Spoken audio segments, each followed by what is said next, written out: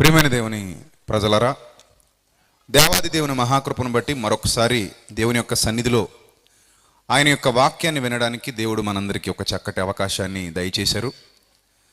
గత 2 దినాలుగా రక్షణను గూర్చి పూర్వకాలం నుండి పితరులు ఏ విధంగా ఎదురు చూశారో, పూర్వకాలం నుండి పితరులు ఏ విధంగా రక్షణను గురించి ఆలోచన కలిగి ఉన్నారో, ఈ రక్షణ ఎంత గొప్పదో, ఇది లేనివాడు ఏమైపోతాడో, ఆత్మ నాశనం అయిపోతుంటే అది తట్టుకోలేక ఎందరో రోధిస్తూ వేదన అనుభవిస్తూ, నా ఆత్మ నశించిపోకూడదు, నా ఆత్మ నాశనానికి వెళ్ళిపోకూడదు, నేను చేసిన పాపానికి ప్రాయశ్చిత్తంగా ఏదైనా నాకు ఈ భూమి మీద జరిగితే నా ఆత్మ రక్షింపబడుతుంది అన్న ఆలోచనతో వారు ఆ సద్గతి పొందడానికి, ఆ పరలోక ప్రాప్తి పొందడానికి, ఆ పరలోకపు తండ్రిని చేరుకోవడానికి చాలా ఎదురు చూశారు, చాలా ఆశతో ఎదురు చూశారు. అలా దేవుడు వారి ఆశను కనుగొని ఆయన సంకల్పానుసారంగా ఈ భూమి మీదకు పంపించినదే రక్షణ. ఈరోజు చాలామంది మూర్ఖులు అనుకుంటున్నట్టు క్రైస్తవ్యం అంటే ఒక మతం కాదు.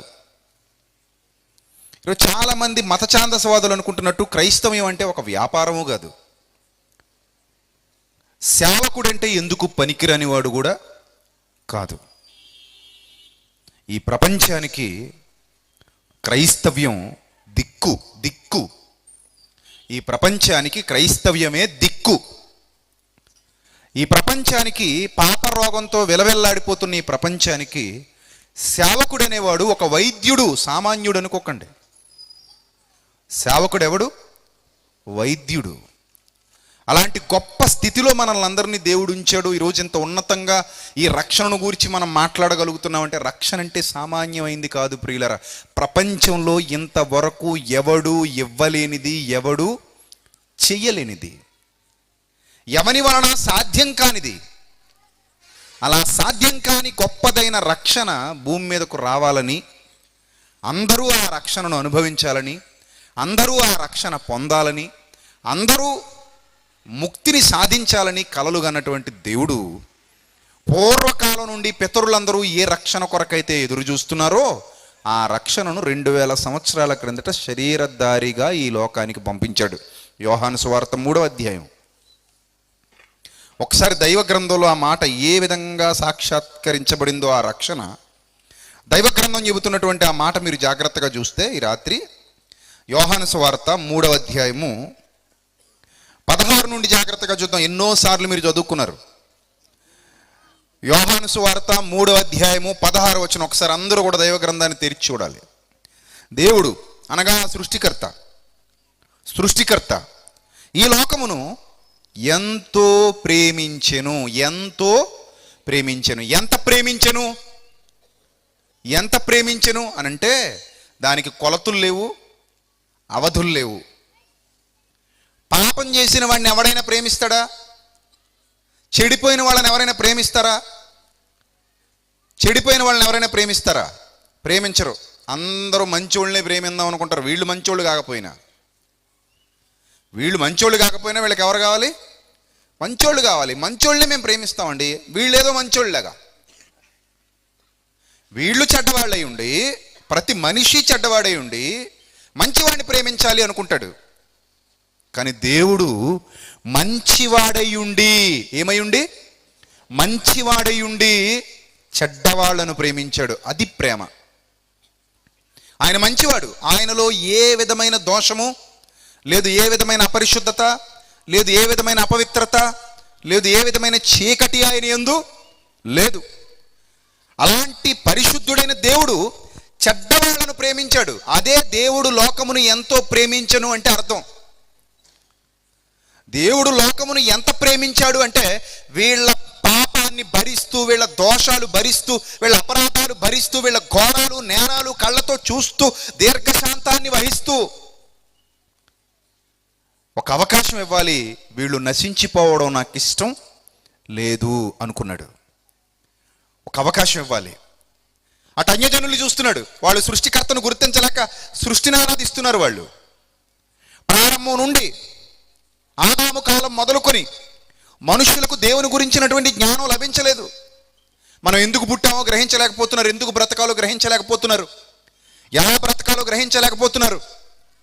వాళ్ళ జీవితాలు చూస్తుంటే పాపానికి ప్రాధాన్యతనిస్తూ వాళ్ళ మనసులో పుట్టిన ప్రతి దురాలోచన నెరవేర్చుకుంటూ, అది మంచా చెడ్డ, ఎదుటివాడి కీడు జరుగుతుందా మేలు జరుగుతుందా, మనం సమాజంలో చీడ పురుగులా మారిపోతున్నావా, లేకపోతే ఎదుటివాడికి ఉపయోగపడే విధంగా ఉన్నావా, ఎలా ఉంది మన జీవితం అనే కనీస అవగాహన కూడా కోల్పోయి వాళ్ళ ఇష్టానుసారంగా ప్రవర్తిస్తూ కొత్త కొత్త సిద్ధాంతాలు పుట్టించుకుంటూ వాళ్ళ మనసుకు నచ్చిన ప్రతి సిద్ధాంతానికి తెరతీస్తూ దాన్ని దేవుళ్లను సృష్టించుకుని ఆ దేవుళ్ల పేరట వాటిని సమాజానికి నేర్పించేస్తూ ఘోరాతి ఘోరంగా భయంకరంగా సమాజం మొత్తం మారిపోయినటువంటి పరిస్థితులు దేవుడు ఓర్చుకున్నాడు.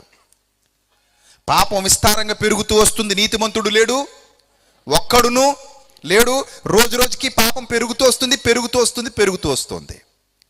అందులో కొందరు ఆ పాపం చేసిన వారే రియలైజ్ అయ్యి ఏమనుకున్నారంటే, మేము ఇంతకాలం ఈ పాపపు జీవితాన్ని కొనసాగిస్తూ వచ్చాం కదా, మరి ఇప్పుడు ఎలా మా బ్రతుకు, మరణించిన తర్వాత మా ఆత్మ దేవుని సన్నిధికి వెళుతుందా, మరణించిన తర్వాత మేము దేవుని యొద్దకు చేరగలమా, ఇన్ని పాపాలు గుట్టలు మా జీవితంలో ఉన్నాయి, మా ఆలోచనలు చెడిపోయాయి, మా బ్రతుకులు చెడిపోయాయి, మా జీవితాలు చెడిపోయాయి, ఇష్టానుసారంగా బ్రతికాం మేము ఇంతకాలం, మేమేదో అనుకుంటున్నాం ఎవరేం చేయలే అని. ఎలా అనుకోగలం, నేను ఏం పాపం చేసినా ఎవడు ఏం చేయలే, ఏం కాదులేనే మొండి ధైర్యం ఎక్కడి నుంచి వచ్చింది? సూర్యుడు నీకు వెలుగునిస్తున్నాడంటే నువ్వు అడిగితే ఇచ్చాడా? భూమి కోసం పండుతుందంటే నువ్వు అడిగితే పండిందా? నీకు ఊపిరుంది అంటే నువ్వు అడిగితే వచ్చిందా? ఆక్సిజన్ పీల్చుకుంటున్నాం, కనబడట్లేదు మనకి. ఇదే ఆక్సిజన్ కావాలని హాస్పిటల్కి వెళ్తే రోజుకి ఎంత ఛార్జ్ చేస్తాడో తెలుసా? 3,500 నుంచి 20,000 కండిషన్ బట్టి. ఇదే ఆక్సిజన్ కావాలని నువ్వు హాస్పిటల్కి వెళ్తే అక్కడ నీకు ఆక్సిజన్ పెడితే హాస్పిటల్ని బట్టి కండిషన్ బట్టి 3,500 నుంచి 20,000 వరకు నీ దగ్గర లాగేస్తారు. అలాంటి ఆక్సిజన్ ఇక్కడ సమృద్ధిగా దొరుకుతుంది. ఎంతమంది ఉన్నారు కానీ ఆక్సిజన్ లెవెల్స్ తగ్గిపోలేదు. ఎంతమంది ఉన్నారు ఇక్కడ మీటింగ్కి వచ్చిన వాళ్ళందరికీ ఆక్సిజన్ కావాలని ఏమైనా అరేంజ్ చేశారా? కుర్చీలు కావాలని అరేంజ్ చేశారు, తక్కువైతే వెళ్ళి తెచ్చుకుంటున్నారు.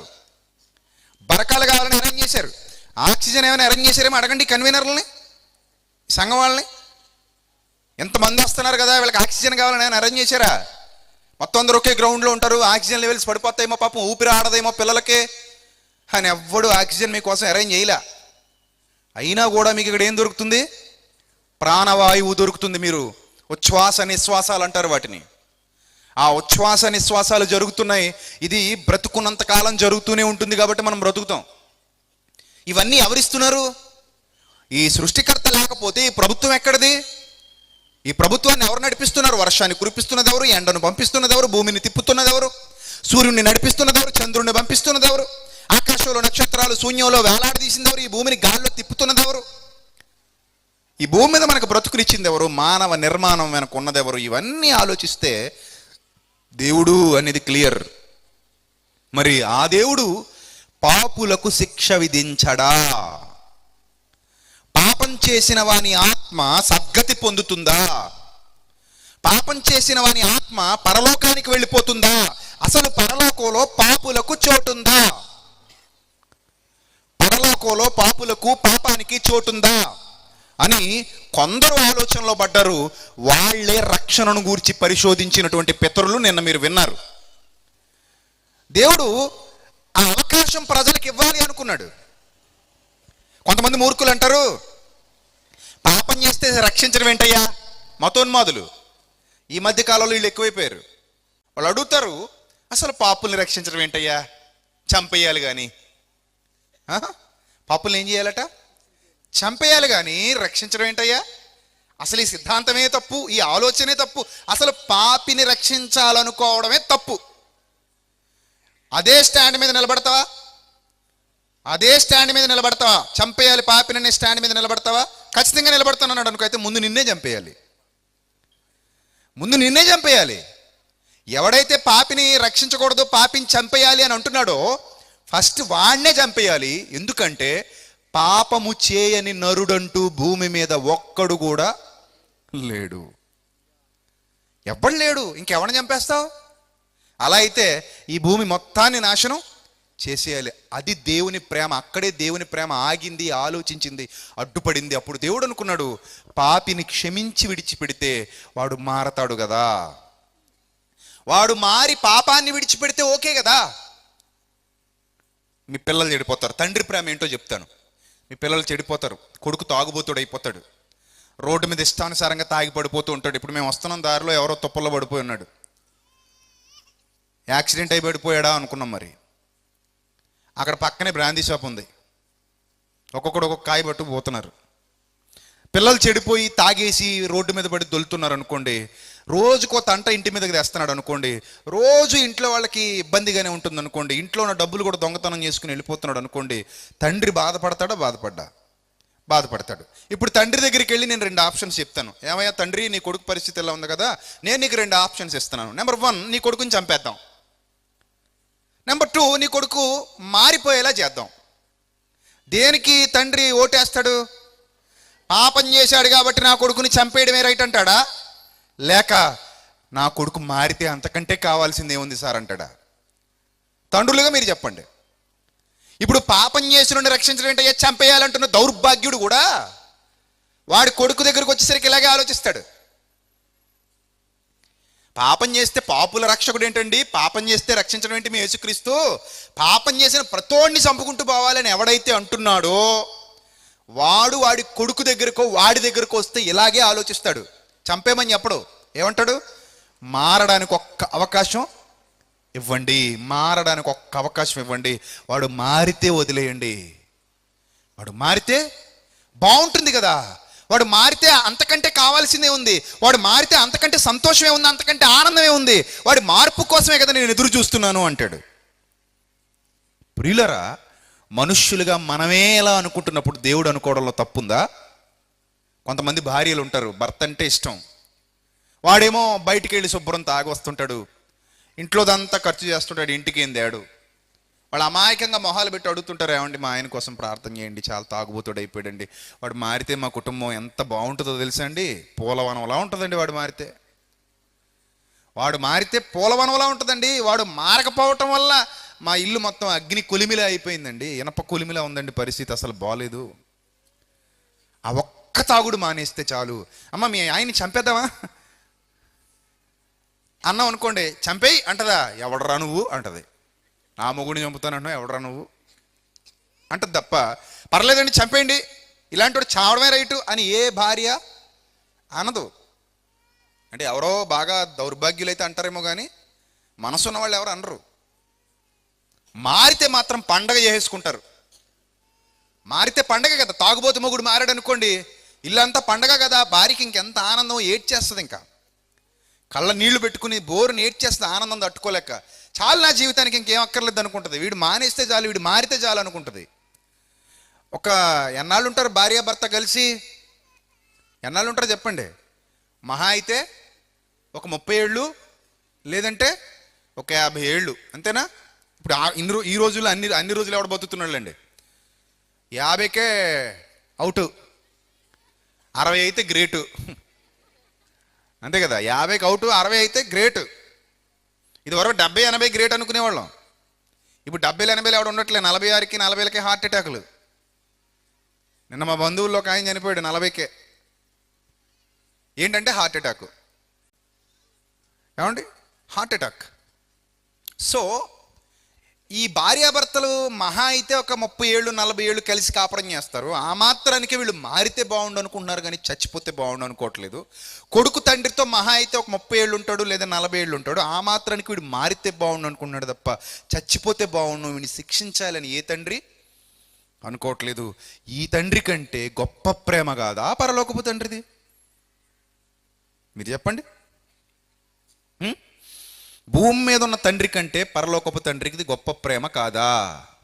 గొప్ప ప్రేమే కదండి. మరి ఆ ప్రేమ కలిగిన తండ్రి మనిషి మారాలనుకోవడం, మనిషిని మార్చాలనుకోవడం, ఆ మనిషి రక్షణ కొరకు ఒక సంకల్పాన్ని సిద్ధం చేయడం తప్ప కాదు కదా? తప్పు కాదు, న్యాయమైన పనిది. అది ఆయన ప్రేమతో చేసిన పని, ఆయన ప్రేమను బట్టి చేసిన పనిది. అది మూర్ఖ సమాజానికి అర్థం కావట్లేదు. వాళ్ళే వాళ్ళ కొమ్మను నరుక్కుందాం అనుకుంటున్నారు. వాళ్ళు మాట్లాడింది ఏంటంటే వాళ్ళే కురువుతో తల గోక్కోవడం అనమాట. వాళ్ళు మాట్లాడింది వాళ్ళకే నష్టం, అది వాళ్ళకి అర్థం కావట్లేదు. వాళ్ళు నమ్ముకున్నవన్నీ వ్యర్థమైనవన్న సంగతి వాళ్ళకి తెలీదు. అలా తెలియక ఇదేంటిది ఇలా చేయడం ఎలా అంటాడు. అక్కడే చెబుతున్నాడు చూడండి, ఏమంటాడంటే, కాగా ఆయన దేవుడు తన అద్వితీయ కుమారునిగా పుట్టిన వానియందు విశ్వాసముంచు ప్రతివాడు నశింపక నిత్య జీవము పొందునట్లు ఆయనను అనుగ్రహించెను. రక్షణ కొరకు పూర్వకాలం నుండి పితరులందరూ ఎదురు చూస్తున్నారని చెప్పాను కదా. ఈ పితరులందరూ కూడా తిరిగి తండ్రి వద్దకు వెళ్ళాలి. ఈ ప్రపంచంలోని ప్రజలందరూ తిరిగి పరలోకానికి వెళ్ళాలి, వచ్చిన చోటికే వెళ్ళాలి. ఏ తండ్రి అయితే ఈ లోకానికి మనల్ని పంపించాడో ఆ తండ్రి దగ్గరికి అందరూ తిరిగి వెళ్ళాలి. కానీ వెళ్ళటానికి వాళ్ళకు రూట్ తెలీదు. రూట్ ఎందుకు తెలీదు అంటే ఆ రూట్ వాళ్ళ చేతులతో వాళ్ళే ఏం చేశారు, మూసేశారు. మీ పాపములు దేవునికి మీకు అడ్డుగా వచ్చుచున్నవి. ఎప్పుడైతే ఈ గోడ, పాపం అనే గోడ, అడ్డుగోడ కట్టబడిందో ఎవ్వడూ దేవుని వద్దకు వెళ్ళలేకపోతున్నాడు. అక్కడే ప్రజలు రక్షణ కోరుకున్నారు. అందుకే ప్రజలు రక్షణ కోరుకున్నారు. పాపం నుంచి విడుదల పొంది పరలోకానికి వెళ్ళాలనుకోవడమే రక్షణ. పాపం చేసి దాని నుండి విడుదల పొందకుండా నిత్యాగ్ని దండనలోనికి వెళ్ళిపోవాలనుకోవడం రక్షణ లేకపోవడం. ఈ భూమి మీద ఉన్నంతకాలం మనకి రక్షణ విలువ తెలియకపోతే భూమిని విడిచిన తర్వాత రక్షణ కంటే గొప్పదేది ఇంక మన కళ్ళ ముందు కనబడదు. ఈ భూమి మీద ఉన్నంతకాలం చాలా మందికి రక్షణ విలువ తెలీదు. చచ్చిన తర్వాత విలువ తెలుస్తుంది. ఉపయోగమా? ఏమైనా ప్రయోజనం ఉందా చెప్పండి? చేతులు గాలిన తర్వాత ఆకులు పట్టుకుని ఏమైనా ఉపయోగం ఉందా? చేతులు బొబ్బలు వచ్చేసిన తర్వాత ఏది మసిగుడ్డ ఎక్కడుందని వెతుక్కున్నావు అనుకో, కొండంటి గుడ్డ ఎక్కడుందని వెతుక్కున్నావు అనుకో, ఏమైనా ఉపయోగం ఉందా దానివల్ల? ఏ ఉపయోగం లేదు కదా. చేతులు కాలక ముందే మనం ఏం పట్టుకోవాలి? గుడ్డ పట్టుకోవాలి. సో భూమి మీద ఉండగానే రక్షణ కొరకు వెతకాలి, ఆ రక్షణలోనికి అడుగు పెట్టాలి, రక్షణ సంపాదించుకోవాలి. అంతేగాని చచ్చాక రక్షణ గురించి ఆలోచిస్తే దానివల్ల ఏ ప్రయోజనం లేదు, ఏ ప్రయోజనం లేదు. అందుకే సమాజంలో చాలా మంది రక్షణ విలువ తెలియకుండా బ్రతుకుతున్నారు. చూడండి అక్కడ ఏం చెప్తున్నాడంటే, ఆయన తన అద్వితీయ కుమారునిగా పుట్టినవాని యందు ఎవడైతే విశ్వాసం ఉంచుతాడో. ఇక్కడ ఒక ప్రశ్న, అసలు ఆయన యందు ఎందుకు విశ్వాసం ఉంచాలి? మంచి ప్రశ్నే. ఆయన యందు ఎందుకు విశ్వాసం ఉంచాలి? ఇంకొకటి ఎవడి యందు విశ్వాసం ఉంచకూడదా? మేము ఏమన్నా పెట్టుకుంటాం, ఇతని యందు విశ్వాసం ఉంచుతాం. మేము ఇంకోటి ఏదో తయారు చేసుకుంటాం, దీని యందు విశ్వాసం ఉంచుతాం. ఇశ్రాయేలీలు చేసుకున్నట్టు మేము దూడం చేసుకుంటాం. ఇశ్రాయేలీలు తమ చెవులుకున్న బంగారం అంతా తీసి పోత పోసి ఏం చేశారు? ఒక దూడను తయారు చేశారు. ఇదే మమ్మల్ని ఐగుప్తు నుండి విడిపించింది అన్నారు. అవును, మేము ఈ దూడకు మొక్కుతాం, ఈ దూడకు ముందు సాష్టాంగ నమస్కారం చేస్తాం, ఈ దూడను మేము పూజిస్తాం, ఈ దూడను మేము ఆరాధిస్తాం, ఈ దూడకు మేము బలులు సమర్పిస్తాం, ఈ దూడను మేము కొలుస్తాం. మీకేంటి ప్రాబ్లం? ఈ దూడే మమ్మల్ని రక్షిస్తుంది అన్నారు అనుకోండి. ఇది ఎలా ఉంది? ఇది అంతే కదా. సో ఇప్పుడు దేవుడు ఆలోచించిన ఆలోచన ఎంత గొప్పదంటే, నేను మీకు ఇక్కడ చాలా ఆప్షన్స్ ఇవ్వబోతున్నాను. గుర్తుపెట్టుకోండి, చాలా ఆప్షన్స్ ఇస్తాను మీకు. అవేంటంటే, నెంబర్ 1, నేను పంపించేటువంటి అద్వితీయ కుమారుడు ఎవరైతే ఉన్నారో, ఈ అద్వితీయ కుమారుడు మీలాగా ఎట్టి పరిస్థితుల్లోనూ పాపం చెయ్యడు. అది ఎలా సాధ్యం? మాకిచ్చిన శరీరం లాంటి శరీరాన్ని ఇస్తావా నువ్వు? ఖచ్చితంగా ఇస్తాను. మీరు ఎలాంటి శరీరాన్ని అయితే, రక్త మాంసాలు అయితే ధరించుకున్నారో అలాంటి రక్త మాంసాలే ఆ కుమారునికి కూడా నేను ఇస్తాను. అయితే మీలాగా తల్లిదండ్రుల కడుపున పుట్టడు, ఒక కన్యక గర్భాన్ని నేను పుట్టిస్తాను. ఒక కన్యక గర్భాన్ని పుట్టిస్తాను. మీకు ఎలాంటి దేహం అయితే ఇచ్చానో అలాంటి దేహాన్నే ఇస్తాను. ఆ దేహంతో అతడు పాపంతో పోరాడతాడు సుమారు 33.5 సంవత్సరాల పాటు. 33.5 సంవత్సరాల పాటు పాపంతో యుద్ధం చేసిన దేవుడు ఎవరైనా ఉన్నారా ఈ ప్రపంచంలో? 33.5 సంవత్సరాలు వద్దు, కనీసం 1 year, 1 సంవత్సరం పాటు పాపంతో పోరాడిన దేవుడున్నాడా? 6 నెలలు, 3 నెలలు, 2 నెలలు, 1 నెల, 1 వారం, పోని 1 రోజు, 1 గంట కూడా పోరాటం ఎవ్వరూ పాపంతో చేయలేదు. అది ప్రపంచ చరిత్ర చెబుతున్నటువంటి సాక్ష్యం. ప్రపంచ చరిత్ర చెబుతుంది. చూసుకోండి, నేనే మీకేమో కళ్ళబుల్లి వాటలు చెప్పట్లా. ఎవడైనా సరే వెళ్ళి చూసుకోవచ్చు. ప్రపంచ చరిత్ర చెబుతున్నటువంటి సాక్ష్యం. ఒక వ్యక్తిని మనం దేవుడు అని పిలిచేటప్పుడు, ఈ వ్యక్తి మాకు రక్షకుడు అని చెప్పేటప్పుడు, ఈ వ్యక్తి మమ్మల్ని రక్షించగలడు, ఈయన మమ్మల్ని రక్షించగలడు అని మనం ఎవరి గురించి అయినా మాట్లాడుకునేటప్పుడు, ఆ వ్యక్తి ఎలాంటి వాడు, ఆ వ్యక్తి ఏనాడు ఏ పాపం చెయ్యకుండా బ్రతికాడా, పాపంతో పోరాడడానికి వచ్చాడు. దాంతో లాలూచి అయిపోతే ఇంకా దాన్ని ఏం కాపాడతాడు? దాని నుంచి మిగిలిన ఏం కాపాడతాడు? అంతే కదా. గుంటలో ఉన్నవాడిని కాపాడాలంటే నువ్వు పైనుండి లాగాలి. నువ్వు గుంటలో పడిపోతే ఇంకేం లాగుతావు? నీ మొహం. అంతేనా? గుంటలో ఉన్నవాడిని తీయడానికి నువ్వు పైనుండి వాడికి చెయ్యి ఇవ్వాలి. నువ్వు గుంటలో ఉండకూడదు. అప్పుడు వాడిని పైకి తీయగలవు. నువ్వే ఇలా గుంటలో పడిపోయి మనందరం కలిసి ఇందులోనే ఉంటుంది తప్ప మనల్ని ఎవడు తీస్తాడు పైకి? ఇప్పుడు ఇది కనీస జ్ఞానం అంటారు దీన్ని. ఇక్కడ దేవుడు ఒక అవకాశం ఇచ్చాడు ప్రపంచానికి. ఎవడైనా ఉంటే చూసుకోండి ఎనీబడి అని అన్నాడు. అక్కడ ఎవడి పేరు ఇప్పటి వరకు వినబడలేదు. సృష్టి పుట్టిన నాట నుండి పాపులలో చేరక ప్రత్యేకముగా ఉన్నవాడు అనే పదం ఎవరికైనా తగిలించారా? అనే పదం ఎవరికైనా తగిలించగలిగారా? నో. ఆ టైటిల్ ఎవరికి లేదు ఇప్పటి వరకు. పాపులలో చేరక ప్రత్యేకముగా ఉన్నవాడు, పరిశుద్ధుడు, పవిత్రుడు, నిర్దోషి, నిష్కల్మషుడు, ఎవ్వరికీ ఆ పేరు లేదు. కానీ విచిత్రం ఏంటంటే ఆయన ఎప్పుడూ పాపుల మధ్యే బ్రతికాడు. ఎక్కడికో అడవుల్లోకి పోలేదు. పాపులతోనే ఉన్నాడు, పాపులతోనే తిన్నాడు, పాపులతో కలిసి పడుకున్నాడు, పాపులతో కలిసి నడిచాడు, పాపుల మధ్య జీవించాడు. కానీ ఏనాడు పాపము అనే దానిని అంటకుండా బ్రతికాడు. పాపిని ప్రేమించాడు, అతనిలో ఉన్న పాపాన్ని మాత్రం ద్వేషించాడు. పాపిని ఎంతో ప్రేమించాడు, అతనిలో ఉన్న పాపాన్ని ద్వేషించాడు. అలా పాపంతో పోరాడిన గొప్ప వీరుడు యేసుక్రీస్తు. ఈ ప్రపంచంలో వన్ అండ్ ఓన్లీ అంటాను ఆయన గురించి. ఆయన లాంటి వాడు మరొకడు లేడు. ఆయన లాంటి ఆలోచన ఇంతవరకు ఎవడికి రాలేదు. అలాంటి సాహసం కూడా ఎవడు చేయలేదు. అందుకే ఆయన అంటాడు, నాలో పాపం ఉన్నదని మీలో ఎవడు స్థాపించగలడు అంటాడు. ఎవడైనా అనగలిగాడా మాట? ప్రపంచ చరిత్రలో ఎవడైనా అనగలిగాడా? నాలో పాపం ఉన్నదని మీలో ఎవడు స్థాపించగలడు అని ఎవ్వడు అనలేకపోయాడు నాళ్ళ ప్రపంచ చరిత్రలో, ఒక్క నా యేసుక్రీస్తు తప్ప. అంత గౌరవంగా, అంత గర్వంగా ఆయన గురించి మాట్లాడుతున్నామంటే కారణం, పాపులను రక్షించటానికి వచ్చిన వాడు పాప అయితే మీరు ఆలోచించాలి. కానీ పాపులను రక్షించటానికి వచ్చిన వాడు పాపమును ద్వేషించినవాడు, పాపమును జయించినవాడు. ఆయన పాపి కాడు. అది ఫస్ట్ ఆయన సాధించినటువంటి గొప్పదైన విజయం, గొప్ప విజయం. ఆ విజయాన్ని గురించి ఇక్కడ మాట్లాడుతుంటున్నాడు. లోకము 17వ వచనం, యోహాను సువార్త 3వ అధ్యాయం 17వ వచనం. లోకము తన కుమారుని ద్వారా రక్షణ పొందుటకే గాని, లోకము తన కుమారుని ద్వారా ఏం పొందాలట? రక్షణ పొందుటకే గాని లోకమునకు తీర్పు తీర్చుటకు దేవుడు ఆయనను లోకములోనికి పంపలేదు. ఒకవేళ దేవుడు లోకములోనికి పంపేటప్పుడే తీర్పు తీర్చేయి అంటే ఎవ్వడూ పరలోకానికి వెళ్ళడు. ఇప్పుడు నువ్వు తీర్పు తీర్చడానికి వెళ్తున్నావు నాయన లోకంలోనికి అంటే ఎవడు పరలోకానికి వెళ్ళడు. అందరూ ఎక్కడికి పోవాలి? ఇప్పుడు నిత్యాగ్ని దండనకే పోవాలి.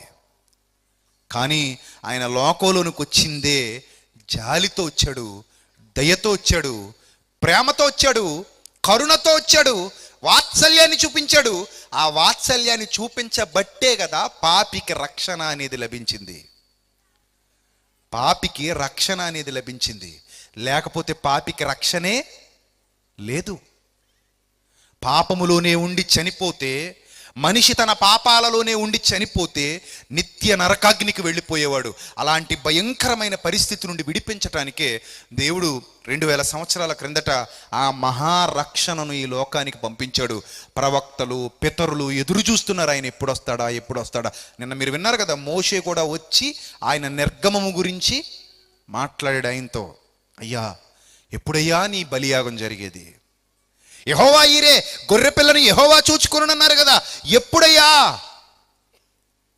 అదే కలువరి కొండ మీద ఏ ప్రాంతాలలో అయితే ఇస్సాకును బలివ్వడానికి అబ్రహాము తీసుకుని వెళ్ళాడో అదే ప్రాంతాలలో యేసుక్రీస్తు ప్రభు వారి బలి జరిగిపోయింది. ఈ ప్రపంచమంతటి కొరకు ఒక పరిశుద్ధుని బలి. ఈ ప్రపంచమంతా ఆయన వైపు చూడాలని, అటు ఆయనకు వెనకున్నవారు కానీ, ఇటు ఈయనకు ముందున్నవారు కానీ, పుట్టినవారు కానీ, పుట్టబోయేవారు కానీ ఆయన రక్షణ సంకల్పాన్ని అర్థం చేసుకుని ఆయన వైపు చూడాలి. ఎవరు ఆయన వైపు చూస్తారో వారు నశింపక నిత్యజీవం పొందుతారు. ఎందుకంటే ఆయన మాత్రమే పరిశుద్ధుడు. ప్రతి పాపిని తన పాపము నుండి విడిపించి తన పవిత్ర రక్తంతో వారిని శుద్ధి చేయగలిగే సమర్థుడు. ఎవరు ఆయన యందు విశ్వాసం ఉంచుతున్నారో వారు తమ పూర్వ పాపములకు శుద్ధి పొందుకుంటున్నారు. ఆయన ద్వారా, ఆ విశ్వాసం ద్వారా గొప్ప నిత్య జీవితాన్ని సంపాదించుకుంటున్నారు. ఇది ప్రారంభంలో అనేకులు రుచి చూసి ఈ సత్యాన్ని గ్రహించి, అవును కదా, ఇంతవరకు ఇన్ని కోట్ల మంది పుట్టారు కదా, ఎవడూ పాపంతో పోరాడలేకపోయాడు కదా, ఈయన తప్ప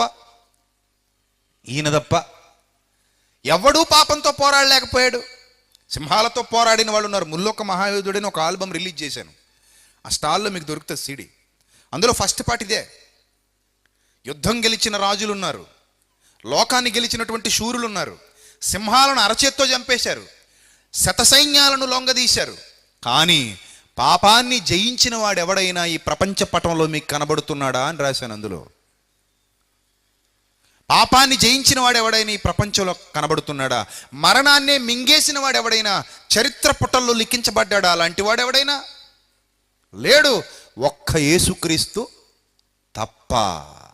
గర్వంగా చెబుతాను, ఇప్పటికీ ఎప్పటికీ ఏనాటికి ఒక్క యేసుక్రీస్తు తప్ప అలాంటి ఘనతను సాధించిన వాడెవ్వడు ఈ ప్రపంచంలో లేడు ప్రియులారా. అలాంటి అరుదైన ఘనతది. ఆ ఘనతను సాధించిన వాడు యేసుక్రీస్తు ఒక్కడే. అది దేవుడు ఈ ప్రపంచానికి ఉచితంగా అనుగ్రహించినటువంటి రక్షణ. కానీ ఈ ప్రపంచం దాన్ని గుర్తించలేకపోయింది. ఈ ప్రపంచం దాన్ని అర్థం చేసుకోలేకపోయింది. పితరుల మాటలు, పితరుల ఆలోచనలు వాళ్ళ తలకెక్కలేదు ఇశ్రాయేలీలకి. ఈరోజు చాలా మందికి చెబుతుంటే అర్థం కావట్లేదు. మతం ఇది క్రైస్తవ మతంలోకి మార్చేస్తున్నారు చాలా మందిని. ఎవడు మార్చేస్తాడు? ఎవడు మారిపోతాడు? ఎవడు మార్చేస్తాడు? ఎవడు మారిపోతాడు? మార్చేస్తే ఏమొస్తుంది? ఎవడికేం రాదు. క్రైస్తవ మతంలోకి మార్చేస్తున్నారు వీళ్ళు. ఎవడికండి మార్చాల్సినంత కర్మ ఏంటి? ఒక విషయాన్ని అర్థమయ్యేలా చెబుతున్నారు. అదేంటంటే, మనిషి నువ్వు పాపం చేశావు, నీ పాపం వల్ల నీకు శిక్ష తప్పదు. సో ఆ శిక్ష నుండి తప్పించుకోవడానికి నువ్వు మారు మనస్సు పొందిదిగో ఆయన వైపు చూడు. ఆయన ద్వారా నీకు రక్షణ, పాపక్షమాపణ, విమోచన లభిస్తుంది. ఆయనే యేసుక్రీస్తు, దేవుని కుమారుడు, దేవుని అద్వితీయ కుమారుడు. ఆయన యందు విశ్వాసం ఉంచువాడు నశింపక నిత్య జీవము పొందినట్లు దేవుడు ఆయన్ని లోకానికి పంపించాడు. దేవుడు పంపించాడంటే నమ్మకపోతే ఎవడేం చేస్తాడు? దేవుడు చెప్పమన్నాడు, మానవుడు చెబుతున్నాడు. దేవుడు చెప్పమన్నాడు, సేవకుడు ప్రకటిస్తున్నాడు. అంతే. ఇందులో మత మార్పుళ్ళు ఏమి లేవండి. ఒక మనిషి ఆలోచనలో పడితే, అవును కదా, నేను పాపం చేశాను కదా, నా పాపం నుండి నన్ను రక్షించడానికి నాలా పాపం చెయ్యని పరిశుద్ధుడు ఎవడైనా భూమి మీద ఉన్నాడా అని గ్రంథాలన్నీ తిరిగేస్తే ఏకైక వ్యక్తి ఎవరు కనబడుతున్నారు? యేసుక్రీస్తు కనబడుతున్నాడు. అప్పుడు ఈ పాపి ఎవరి పాదాల చెంతకు వస్తున్నాడు? యేసుక్రీస్తు పాదాల చెంతకు వస్తున్నాడు. అందుకే అపోస్తులు ఒక అడుగు ముందుకేసి ఏం మాట్లాడారో తెలుసా? ఒకసారి చూడండి అపోస్తుల కార్యాలు. అపోస్తులు ఒక అడుగు ముందుకేసి ఎంత ధైర్యంగా ఈ విషయాన్ని నొక్కి ఒక్క నుంచి మాట్లాడారో మీరు జాగ్రత్తగా చూడగలిగితే ప్రియులారా, అపోస్తుల కార్యాలు 4వ అధ్యాయము 12వ వచనం. అపోస్తుల కార్యాలు 4వ అధ్యాయము 12వ వచనం జాగ్రత్తగా చూడండి. ఏమంటున్నారు అపోస్తులు? మరి ఎవని వలనను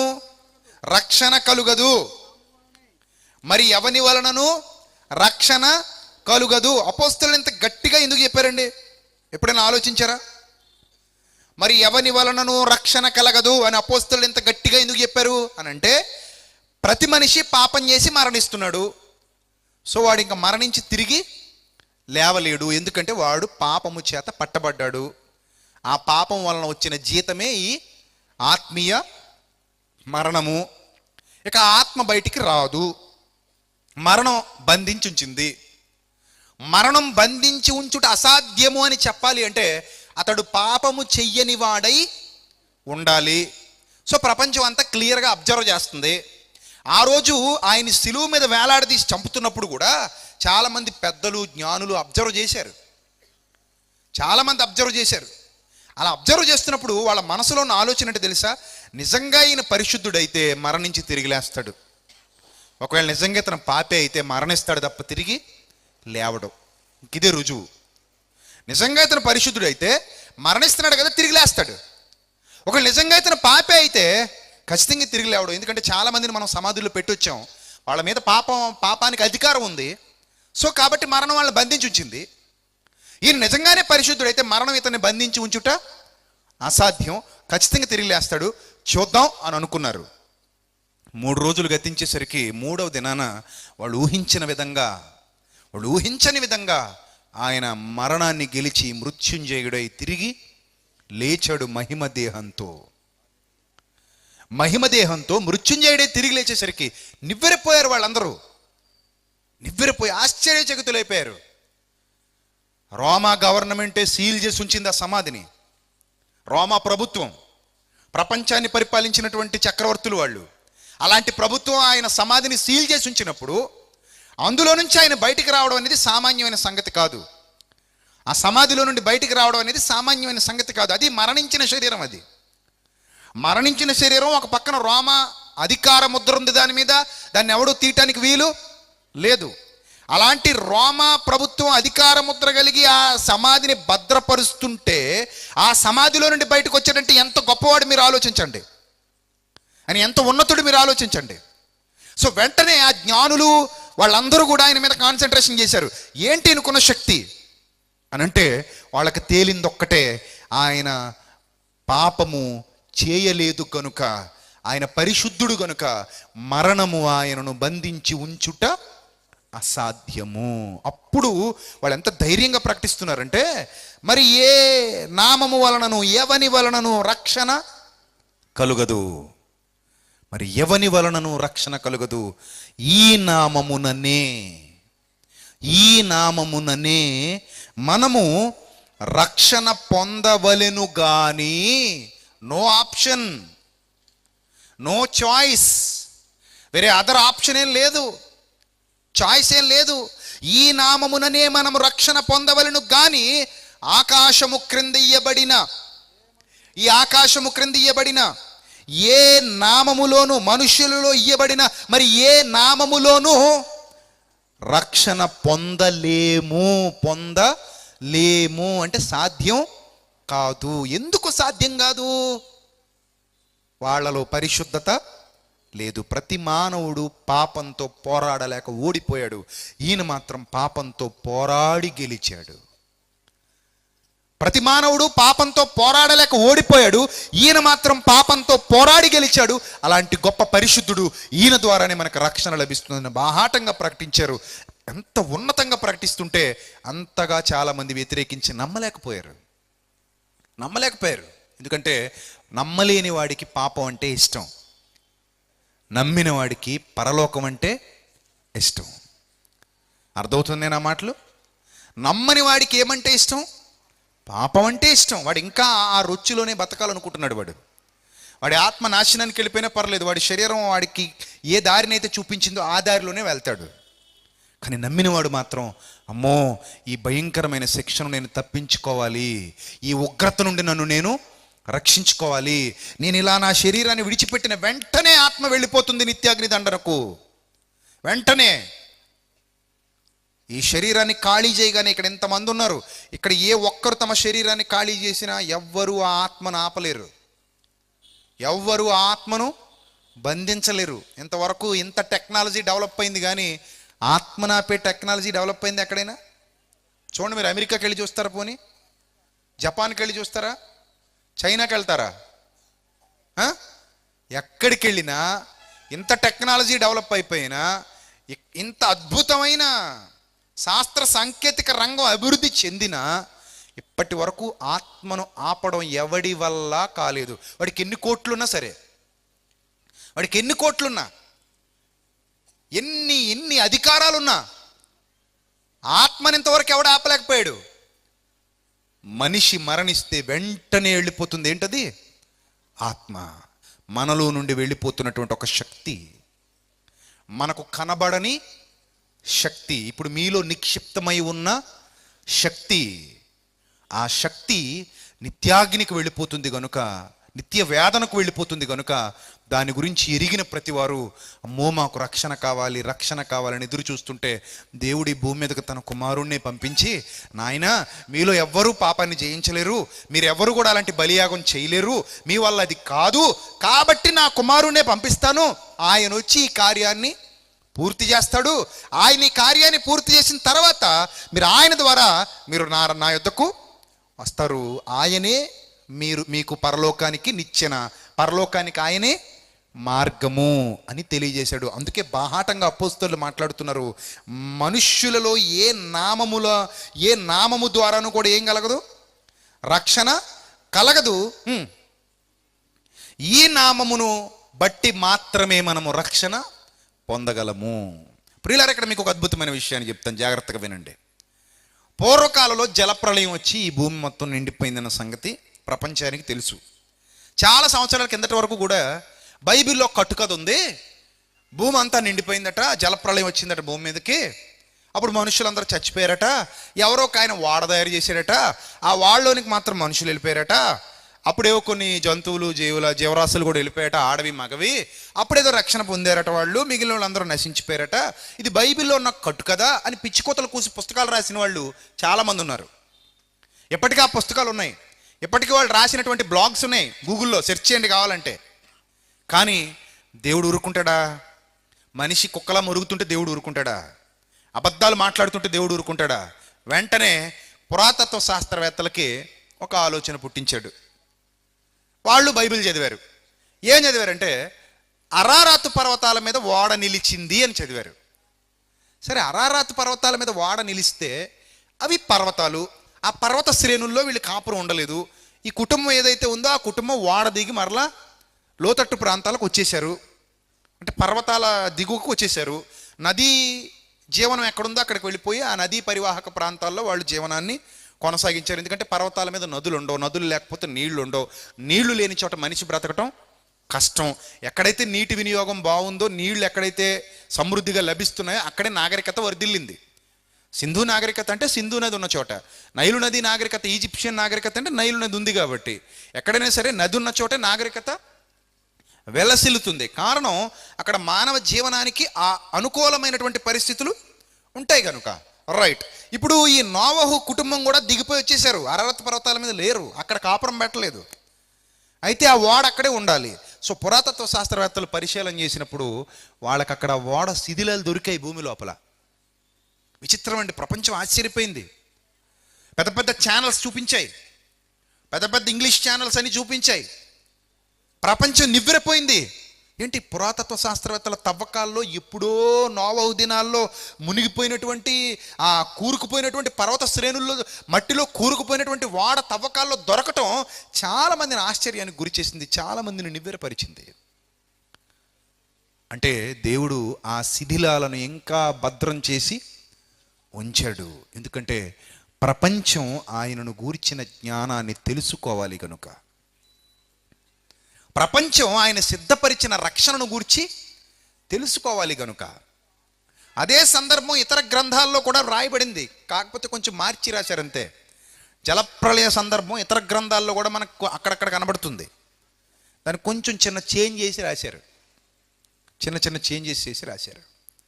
అయితే ప్రియులరా, ఇక్కడ మీరు గ్రహించవలసినటువంటి విషయం ఏంటంటే, అక్కడ నోవహు దేవుని పిలుపు విన్నప్పుడు సేమ్ మనం ఎలాగైతే ఇప్పుడు దేవుని పిలుపు వింటున్నామో, ఈ ప్రపంచం ఎలాగైతే దేవుని పిలుపు వింటుందో, ఆ టైంలో నోవహు కూడా దేవుని పిలుపు ఇలాగే విన్నాడు. ఏమనంటే, నోవహు, ఈ తరములో నీవే నీతిమంతుడువు, నిందారహితుడువు, సో నేను ఈ తరాన్ని, ఈ భూమి మీద ఉన్న సమస్తాన్ని నాశనం చేద్దాం అనుకుంటున్నాను. వాళ్ళ పాపం ఆకాశాన్ని అంటుతుంది, వాళ్ళ బ్రతుకులు బాగాలేదు, వాళ్ళ జీవితాల్లో పాపం అధికమైపోయింది, సో నేను ఒక అవకాశం ఇస్తున్నాను ఈ ప్రపంచానికి. అప్పుడు కూడా అవకాశం ఇచ్చాడు, నేను ఒక అవకాశం ఇస్తున్నాను. ఆ అవకాశం ఏంటంటే, నువ్వు ఓడ సిద్ధం చేసుకో, నువ్వు ఒక ఓడ సిద్ధం చేసుకో, కొలతలు నేను ఇస్తాను, ఓడ సిద్ధం చేసుకో అని చెప్పాడు. అప్పుడు నోవహు దేవుని మాటకు లోబడి మాట యందు విశ్వాసం ఉంచాడు. బాగా వినాలి ప్రియులారా, విశ్వాసం. ఈ ప్రపంచం మీదకు ఉగ్రత రాబోతుంది, నమ్మినవాడు విశ్వాసి, నమ్మనివాడు విశ్వాసి కాడు. ఈ ప్రపంచం మీదకి ఉగ్రత రాబోతుందని ఎంతమంది నమ్ముతున్నారు? నేను నమ్ముతున్నాను. మీ గొడవ మీరు చూసుకోండి, నాకు అనవసరం. సో నమ్మిన వాడెవడు? విశ్వాసం. ఎందుకంటే దేవుని మాట, ఇది దేవుని మాట, మనిషి మాట కాదు. అదే మాట ఎవరికి వినబడింది? నోవహుకు వినబడింది. రుజువు ఏమైనా చూపించాడా? రుజువు ఏమైనా చూపించాడా? ఏ రుజువు లేదు, ఒట్టి మాటే, ఒట్టి మాట. రుజువు ఏమైనా ఉందా? రుజువు లేదండి. రుజువు ఉంటే విశ్వాసం ఏమవుతుందండి? అక్కడ విశ్వాసం అనున్నది నిరీక్షింపబడు వాటి యొక్క నిజస్వరూపం, అంతే. అక్కడ రుజువులు ఆధారాలు ఉండవు. చూచి నమ్మిన వారి కంటే చూడక నమ్మిన వారే ధన్యులు. ఇది దేవుని శాసనం, ఇది దేవుని శాసనం. మనిషి మాటలే నమ్ముతున్నప్పుడు దేవుని మాట నమ్మలేవా? మనిషి మాటలు ఎన్నో విషయాల్లో నమ్ముతున్నావే, దేవుని మాట నమ్మలేవా? అందుకే దేవుడు విశ్వాసం అనే దాన్ని ఏర్పాటు చేశాడు. అక్కడ నోవహుకు తెలియజేశాడు ఏమనంటే, ఇదిగో ఈ ప్రపంచం మీదకి ఉగ్రత రాబోతుంది, ఈ ఉగ్రత రాబోతుంది కనుక నువ్వు వాడ తయారు చేసుకో, ప్రపంచం మొత్తం మునిగిపోబోతుంది. నమ్మినవాడు రక్షింపబడును, నమ్మనివాడు మునిగిపోవును. అప్పుడు అదే, నమ్మినవాడు రక్షింపబడును, నమ్మనివాడు మునిగిపోవును. నమ్మేశాడు. ఎవరు? నోవహు నమ్మేశాడు. ఎన్ని సంవత్సరాలు పట్టింది అనుకుంటున్నారు వాడ తయారు చేయడానికి? ఎన్ని సంవత్సరాలు పట్టింది? సుమారు 100 ఏళ్ల పైనే. అర్థమవుతుందా? సుమారు 100 ఏళ్ల పై మాటే. దగ్గర దగ్గర నోవహు వాడ తయారు చేయడానికి పట్టిన సమయం ఏమన్నా ఇంచుమించుగా 100 ఏళ్ళు అంటే తక్కువ ఎక్కువ? తక్కువ ఎక్కువ? 100 ఏళ్ళు ఓపిక పడతామా మనం? 100 ఏళ్ళు ఓపిక పడతామా? ఒక సంవత్సరం పనిచేసాం అనుకోండి, ఇంకా జలప్రలయం రాలేదు, ఈ వాడేమో అవ్వట్లేదు, అందరూ చూస్తే హ్యాపీగా బతుకుతున్నారు. నాకేంటి కర్మ? వాడు శుభ్రం తాగి తిరుగుతున్నాడా, వీడేమో ఇల్లులు కట్టుకుంటున్నాడా, వాడేమో ఎంజాయ్ చేస్తున్నాడా, వీడేమో హ్యాపీగా వాళ్ళతో వెళ్తూ తిరుగుతున్నాడా, అబ్బాబ్బా ఇంత ఎంజాయ్మెంట్ వదిలేసి నేను ఈ వాళ్ళలో పడ్డం ఏంటి? ఒక సంవత్సరం అయింది, ఏ ఉగ్రత రాలేదు, ఏ సూచన లేదు. 2వ సంవత్సరం అయింది, నా బతికేమో చెక్కలు తెచ్చుకోవడం దిగ్గొట్టుకోవడం కదా సరిపోతుంది. వీళ్ళు మాత్రం తాగడం, తిరగడం, ఎంజాయ్ చేయడం, జలసా చేయడం, వీళ్ళు బతుకులేం బాగున్నాయి. నేనేమో ఇలా చెక్కలు దిగ్గొట్టుకోవడం, మేకులు దిగ్గొట్టుకోవడం, ఏంటంటే నాకు ఈ కర్మ. 2 సంవత్సరాలు అయిపోయాయి. సరే 3వ సంవత్సరం, 3వ సంవత్సరం కూడా ఇదే బ్రతుకు. ఒక పక్క పునాది అయి ఉండొచ్చు, ఒక కింద ప్లేట్స్ తయారు చేసి ఉండొచ్చు, మళ్ళీ పక్కల కట్టాలి, పైన కట్టాలి. అమ్మో ఈ కట్టుబడి ఏంది? వీళ్ళు ఏమో హ్యాపీగా బ్రతుకుతున్నారు, లోకం అంతా తెచ్చుకుంటున్నారు, తింటున్నారు, సంపాదించుకుంటున్నారు, అనుభవిస్తున్నారు, ఫంక్షన్లు చేసుకుంటున్నారు, పెళ్ళిళ్ళు చేసుకుంటున్నారు, పార్టీలు చేసుకుంటున్నారు, ఎంజాయ్ చేస్తున్నారు, సూపర్గా ఉన్నది జీవితం. సినిమాలకు వెళ్తున్నారు, షికారులకు వెళ్తున్నారు. నేనేటబ్బా ఇలా ఉండడం? ఎంతకాలం నిరీక్షించాలి? ఎంతకాలం ఓపిక పట్టాలి? నమ్మడం అయితే నమ్మాను, ఇంకెప్పుడు వస్తుందబ్బా ఈ ఉగ్రత? నేను ఈ వాడ పనిలో ఉండిపోతే, ఈ స్వార్థ పనిలో ఉండిపోతే ఉగ్రత ఎప్పుడు వస్తుందబ్బా? ఓపిక పట్టలేకపోతున్నాం, చాలా ఇబ్బంది అయిపోతుంది. ఈ రోజుల్లో మనుషులైతే అలాగే అనుకుంటారండి. దానికి దీనికి ఎంత దగ్గర సంబంధం ఉందో చూసారా? అక్కడేమో వాడ పని, ఇక్కడేమో సువార్త పని. అక్కడేమో వాడ కట్టుకో, ఇక్కడేమో నీ ఆత్మీయ జీవితాన్ని కట్టుకో.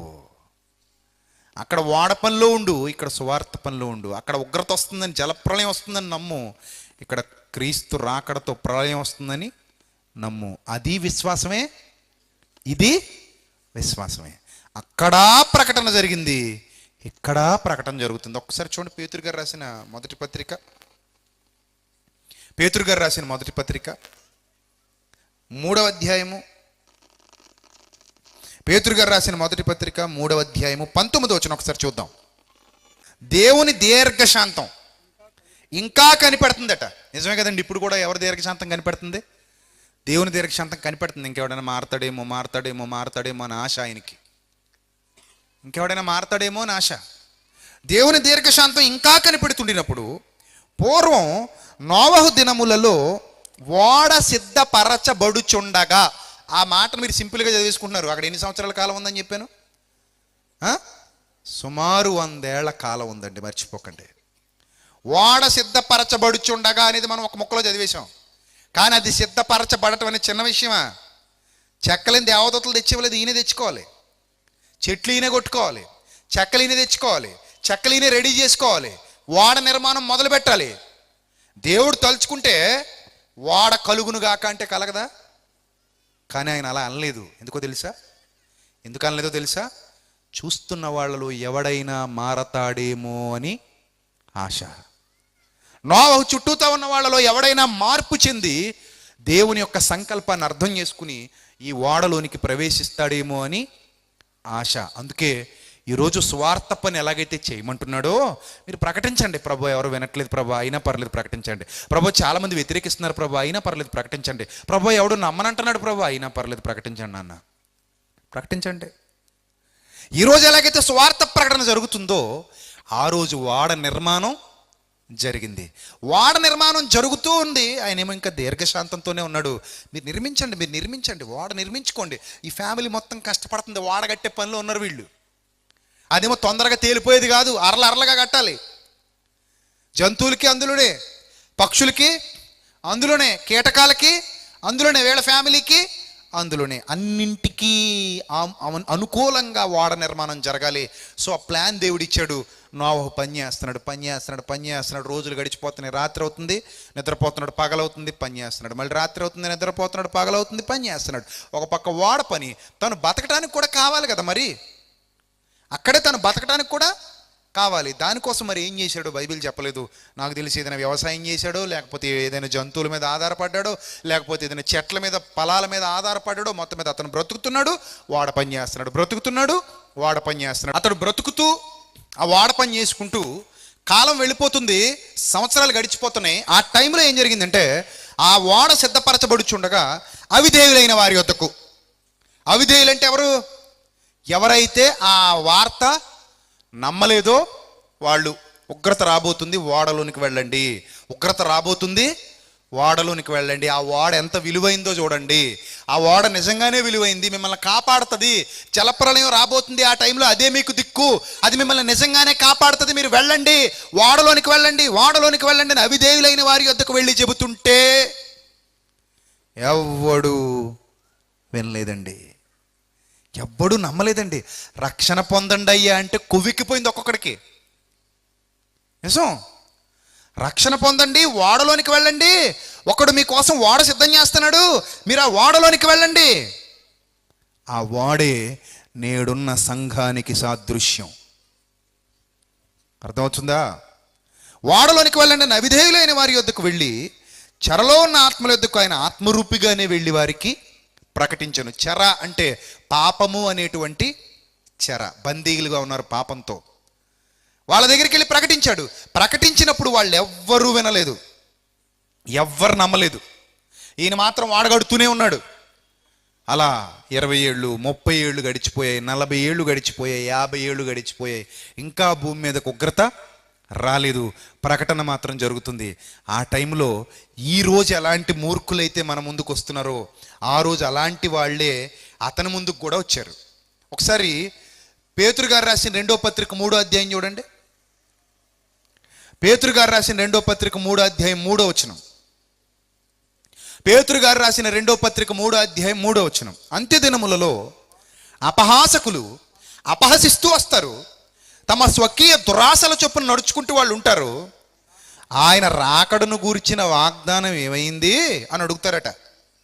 ఏదో వీళ్ళు నమ్మినట్టు, వీళ్ళు నమ్మరు దౌర్భాగ్యులు. మనల్ని ప్రశ్నిస్తారు, ఏమయ్యా మీ యేసుక్రీస్తు వచ్చేస్తాడు అంటున్నారు, ఇంకా రాలేదేంటి? జలప్రలయం వస్తుంది అంటున్నారు. నోవహు ఎన్ని సంవత్సరాలు కడతావు? వాడ 50 ఏళ్ళ నుంచి చెప్తున్నావు ఇదే కబుర్లు, 50 ఏళ్ల నుంచి చెప్తున్నావు ఇవే కబుర్లు. వచ్చిందా జలప్రలయం? వచ్చిందా? రాలా. మేము చూసావా ఎలా ఎంజాయ్ చేస్తున్నామో, తాగుతున్నాం, తిరుగుతున్నాం, నచ్చినోళ్ళు నచ్చినట్టు సుఖంగా ఉన్నాం, తింటున్నాం, హ్యాపీయెస్ట్ లైఫ్. మాకు భక్తి ఉంది, మేము తయారు చేసాం కొన్నింటిని, వాటి ముందుబడి మేము కూడా సాష్టాంగ నమస్కారాలు చేస్తున్నాం, మమ్మల్ని కాపాడుతున్నాయి.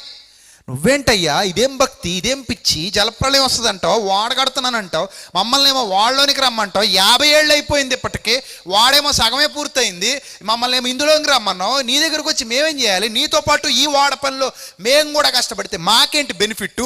ఈ ఎంజాయ్మెంట్ అంతా వదిలేసి నీ దగ్గర రావాలా? నీ దగ్గరకు వస్తే మేము రక్షింపబడతామా? సో మేము నమ్మము, నువ్వు చేసేది ఒక పిచ్చి పని. ఇక్కడ కూడా ఈ అపహాసకులు అపహసిస్తూ వచ్చి ఏమంటున్నారట? అపహసించి వచ్చి తమ స్వకీయ దురాశల చొప్పున నడుచుకొనుచు ఆయన రాకడను గూర్చిన వాగ్దానం ఏమాయను? ఆయన రాకడను గూర్చిన వాగ్దానం ఏమాయను? చూడండి అక్కడ ఏమంటున్నాడు, పితరులు నిద్రించినది మొదలుకొని, అంటే మన పూర్వీకులందరూ చచ్చిపోయారు కదా, మన పూర్వీకులందరూ చచ్చిపోయారా? అప్పటి నుంచి ఇప్పటి వరకు సమస్తం కూడా సృష్టి ఆరంభముననున్నట్టే నిలిచి ఉంది కదా. అదిగో సూర్యుడు, అదిగో చంద్రుడు, అదే భూమి, అదే ఆకాశం. మన పితరుల కాలం నుంచి ఇలాగే ఉన్నాయి కదా. మరి నువ్వేంటి యేసుక్రీస్తు వస్తాడు, ఉగ్రత వస్తుంది, రెండో రాకడ, నాశనం, ఏంటి చెప్తున్నావు నువ్వు అని చెప్పుదురని మొదట మీరు తెలుసుకొనవలెను. ఈ బ్యాచ్ ఒకటి రెడీ అవుతుంది.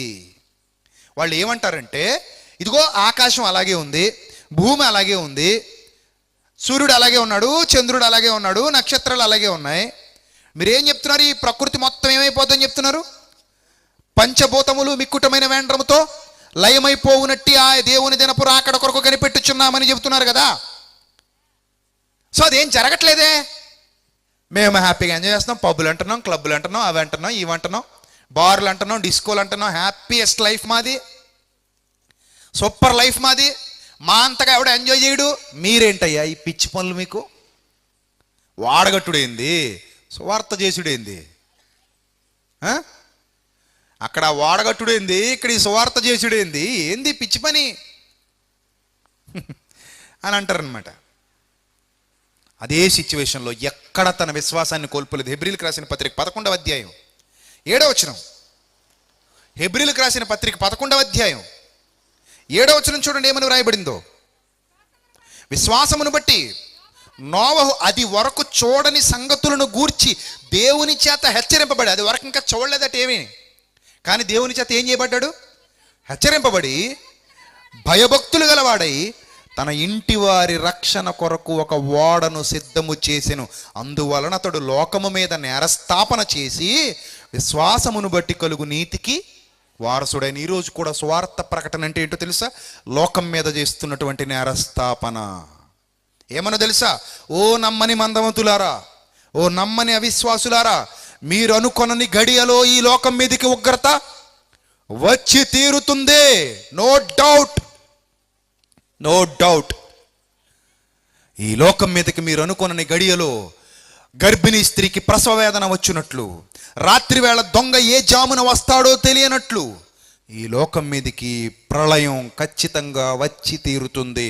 అప్పుడు మీరు మీ రొమ్ము కొట్టుకునేడ్చే రోజులు వస్తాయి. అందుకే నమ్మి బాప్తిస్మం పొందినవాడు రక్షింపబడును, నమ్మని వానికి శిక్ష విధింపబడును. ఎవడైతే ఇంకా పాపపు జీవితంలోనే ఉంటాడో, ఎవడైతే రక్షణను నిర్లక్ష్యం చేస్తాడో, వాడి జీవితం ఆ ప్రచండమైన అలల క్రింద మునిగిపోతుంది. నోవహు ఎంతో చెప్పాడు, ఎవ్వరు వినలేదు. అదే అక్కడ చెప్తున్నాడు పేతురు గారు రాసిన మొదటి పత్రిక 3వ అధ్యాయం 20వ వచనం చూడండి ఏమని వ్రాయబడిందో. పేతురు గారు రాసిన మొదటి పత్రిక 3వ అధ్యాయం 20వ వచనం చివరి లైను. ఆయన ఆత్మరూపిగానే వెళ్ళి వారికి ప్రకటించెను. ఆ ఓడలో కొందరు, ఆ ఓడలో ఎందరు? కొందరు అనగా 8 మంది నీటి ద్వారా రక్షణ పొందిరి. 8 మంది మాత్రమే ఆ నీటి ద్వారా ఏం పొందారు? రక్షణ పొందారు.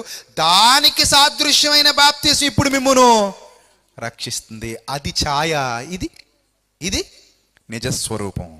అది ఛాయారూపం, ఇది నిజస్వరూపం. ఆ రోజు వాడ ద్వారా రక్షణ, ఈరోజు బాప్తిస్మం ద్వారా రక్షణ. ఎవడైతే మారు మనస్సు పొంది పశ్చాత్తాపంతో యేసుక్రీస్తు పాదాల చెంతకొచ్చి ప్రభువా నాకు నూతన జన్మ కావాలి అని నీటి మూలమైన బాప్తిస్మంతో తిరిగి జన్మిస్తాడో, అప్పటి నుండి పరిశుద్ధాత్మ తోడు అతనికి లభిస్తుంది. పరిశుద్ధాత్మ సహవాసంలోనికి అడుగు పెడతాడు. సంఘములో సభ్యత్వం దొరుకుతుంది. అక్కడ నుండి పరిశుద్ధుల సమూహంలో, పరిశుద్ధుల సహవాసంలో గొప్ప జీవితాన్ని జీవించడానికి క్రీస్తునందు విశ్వాసం ఉంచి ఆ వాడలోనే ఉంటాడు. వాడ నిర్మాణం పూర్తయ్యేంత వరకు వాడ దగ్గరే ఉంటాడు. అవసరమైతే వాడ నిర్మాణంలో అతడు కూడా సహకారిగా ఉంటాడు. వాడ నిర్మాణం పూర్తవుతుంది. జలప్రళయం భూమి మీదకి వస్తుంది. వాడ పైకి లేచిపోతుంది. సంఘము ఎత్తబడుతుంది. సంఘము ఏమవుతుంది?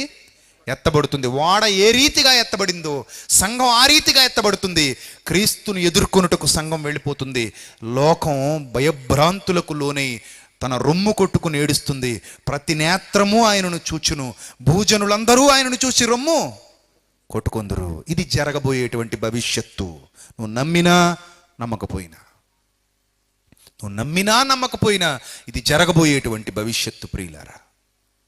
ఇలాంటి గొప్పదైన భవిష్యత్తు ఈ లోకం కళ్ళ ముందు ఉందని తెలిసినా కూడా ఈ లోకం ఎందుకో నమ్మలేకపోతుంది. ఈ లోకం ఎందుకో అంగీకరించలేకపోతుంది. ఈ లోకం ఎందుకో ఆ విషయాన్ని ఒప్పుకోలేకపోతుంది. ఈ లోకం ఎందుకో ఆ విషయాన్ని దృష్టించలేకపోతుంది. ఆ రోజు నోవహు దినములలో ఏదైతే జరిగిందో మనుష్య కుమారుని దినములలో అలాగుననే జరుగును అన్నాడు. కాబట్టి రక్షణ అనేది ఎంత విలువైనది ఇప్పుడు మీకు అర్థం కావాలి. రక్షణలోనికి ప్రవేశించటం, దానిని కొనసాగించటం, రక్షణలోనికి ప్రవేశించటం, దానిని అంతము వరకు కొనసాగించటం. ఏదో బాప్తిస్మం పొందేశాను అయిపోయింది కాదు, అక్కడి నుంచే మొదలైంది.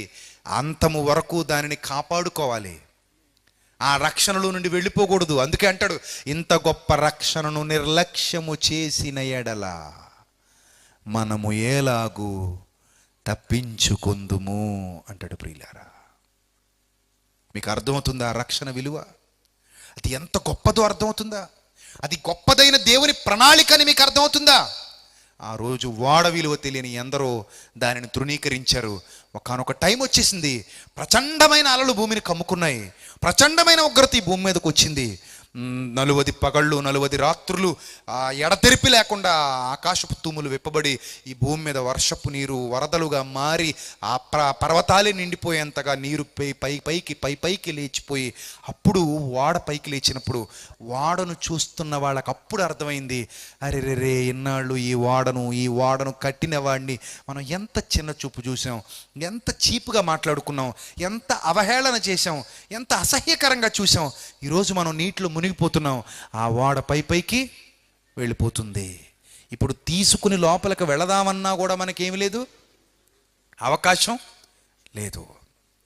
మళ్ళీ కావాలన్న అవకాశం దక్కదు. ప్రియులరా, నిజంగా మిమ్మల్ని ప్రేమించి చెబుతున్నాను ఈ రాత్రి, రక్షణను నిర్లక్ష్యం చేసే ఏ ఒక్కడి గతి బాగోదు, ఏ ఒక్కడి స్థితి బాగోదు.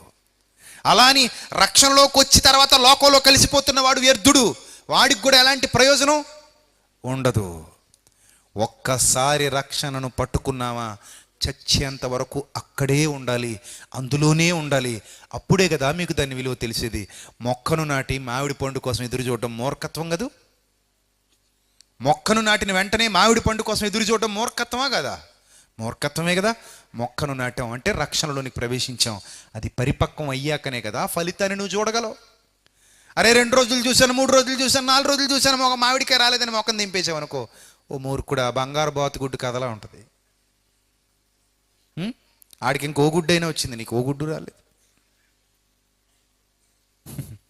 కాబట్టి ఓర్పుతో మీ రక్షణను కొనసాగించాలి.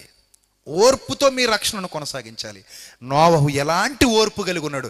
100 ఏళ్ల పాటు ఎక్కడ అతని విశ్వాసం తొనికిపోలేదు, ఎక్కడ అతని విశ్వాసం సన్నగిల్లలేదు, దృఢంగా నిలబడ్డాడు. ఎంత ఇబ్బంది వచ్చినా సరే ఓడ పూర్తి చేస్తున్నాడు. 50 ఏళ్ళు అయిపోయాయి, 60 ఏళ్ళు అయిపోయాయి, 70 ఏళ్ళు అయిపోయాయి, 80 ఏళ్ళు అయిపోయాయి, 90 ఏళ్ళు అయిపోయాయి, 100 ఏళ్ళు పూర్తి అయిపోయాయి. ఆ టైం రానే వచ్చింది. అప్పుడు అన్నాడు దేవుడు, నాయనా ఇక నువ్వు లోనికి వెళ్ళిపో, తలుపేసే బాధ్యత నాది. చెప్పాల్సినంతా చెప్పాం వీళ్ళకి. వినినవాడు వింటాడు, విననివాడు వినడు. మీ 8 మందికి అవకాశం, పొండి లోపలికి తలుపు నేనేసేస్తానన్నాడు. అదే ఎండింగ్ డే. గుర్తుపెట్టుకోండి ప్రియులారా, ఈ ప్రపంచానికి ఒక ముగింపు ఉంది, మన జీవితానికి ఒక ముగింపు ఉంది. నీ జీవితానికి ఒక ముగింపు ఉంది, ఈ ప్రపంచానికి ఒక ముగింపు ఉంది. ఆ ముగింపు దినాన్ని ఏదో ఆదరాబాదరాగా ఏదో చేసేద్దాం అనుకుంటున్నామేమో, జరగని పని. ఈ రోజు నుండే సిద్ధపడు. రక్షణ నిర్లక్ష్యం చేసావా, చాలా చాలా చాలా నష్టపోతావు. నష్టపోయిన వాళ్ళని నీ కళ్ళతో నువ్వు చూస్తున్నావు ఆల్రెడీ, ఇంకా చాలామందిని చూస్తావు. ఆ గుంపులోకి, ఆ కోవలోకి నువ్వు వెళ్లకుండా కాపాడబడు. దేవుడిచ్చినటువంటి అమూల్యమైన అవకాశం ఇది. ఈ అవకాశాన్ని అందరూ సద్వినియోగం చేసుకోండి.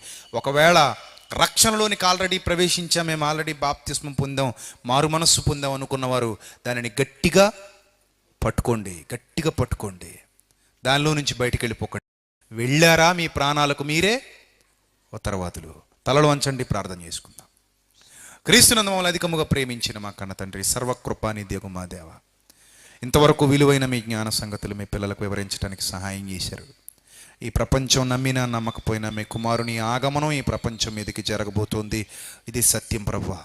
ఆయన ఆకాశ మేఘారూఢుడై తన దేవదూతల సమూహంతో కూడా ఈ భూమి మీదకు యోధా గోత్రపు కొదమ సింహము వలె రాబోతూ ఉన్నాడు తండ్రి. ఇది మా అందరి నిరీక్షణ.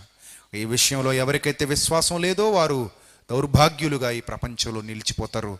వారి రొమ్ము కొట్టుకుని ఏడుస్తూ, వారి గుండెలు బాదుకుని రోదిస్తూ ప్రభువా అరిచేటువంటి కాలం ఒకటి రాబోతుంది. ఈ ప్రపంచానికి మీరు మీ సువార్త ద్వారా ఈ సత్యాన్ని తెలియజేస్తున్నారు. ఈ సువార్తను నమ్మని వారు వెర్రివారుగా ఈ ప్రపంచంలోని ప్రజలు సువార్త ప్రకటించే వారిని చూస్తున్నప్పటికీ మీరు మాత్రం సువార్త ప్రకటించే వారి పాదములు సుందరములు అన్నారు తండ్రి. ఆ ధన్యత ప్రతి సేవకునికి, సత్య సంబంధి అయిన ప్రతి సేవకునికి మీరు ఇచ్చినందుకు స్తోత్రం ప్రభువా. దయగలిగిన మా దేవ, ఇంకనూ మీ యొక్క పనిని వృద్ధి చేయండి. మీ రాజ్య విస్తరణ కోసం మీ పిల్లల్ని లేవనెత్తండి. ఇదిగో ప్రభువా, నాతోటి సేవకులందరినీ మీరు జ్ఞాపకం చేసుకోండి. ఇక్కడ ఉన్న ప్రతి సేవకుని, ప్రతి సంఘాన్ని మీరు జ్ఞాపకం చేసుకోండి. సత్యానికి లోబడి, సత్యానికి కట్టుబడి ప్రతి ఒక్కరు మీ యందు విశ్వాసంతో సేవను ముందు కొనసాగించడానికి సహాయం చేయండి. సంఘాలను అభివృద్ధి పరచండి ప్రభువా. ప్రతి ఒక్కరూ ప్రభు విశ్వాసంలో వర్ధిల్లుతూ తండ్రి మీ నామ మహిమార్థమై జీవించడానికి, మీ కుమారుడైన క్రీస్తుని ఎదుర్కొనడానికి సహాయం చేయమని కూడి వచ్చిన మీ పిల్లల్ని, వారి కుటుంబాన్ని మీరు బలపరిచి వారి హృదయాల్లో ఈ వాక్యాన్ని 30 60 100 ఫలింప చేయమని ప్రాధేయపడుతూ ప్రభు మమ్మల్ని మేము తగ్గించుకుని ఎల్లప్పుడూ మిమ్మల్ని హెచ్చిస్తూ సమస్త ఘనత మహిమా ప్రభావాలు మీకే చెల్లిస్తూ క్రీస్తు నామంలో ఈ ప్రార్థన మనవులు అడిగి వేడుకొనిచున్నాం మా కన్న తండ్రి. ఆమెన్. అందరికీ వందనాలు. May God bless you all. Thank you.